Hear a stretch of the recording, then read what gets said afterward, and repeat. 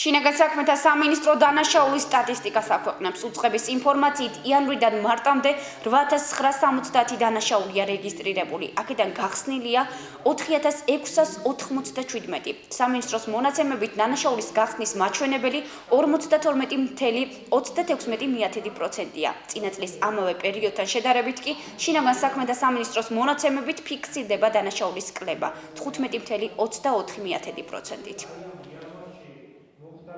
დღეს ვაქვეყნებთ საქართველოს ყველა საგამოძიებო ორგანოს მიერ რეგისტრირებული დანაშაულის სტატისტიკას, სადაც ასახულია დანაშაულის მატება კლების ტენდენცია, გახსნის პროცენტული მაჩვენებელი. ჩვენ შევადარეთ 2014 წლის პირველი კვარტალი 2015 წლის პირველ კვარტალს და კონკრეტულ ციფრს გეტყვით, რომ დანაშაულის გახსნის პროცენტული მაჩვენებელი არის 52%, ხოლო დანაშაულის კლების პროცენტული მაჩვენებელი შეადგენს 15%-ს.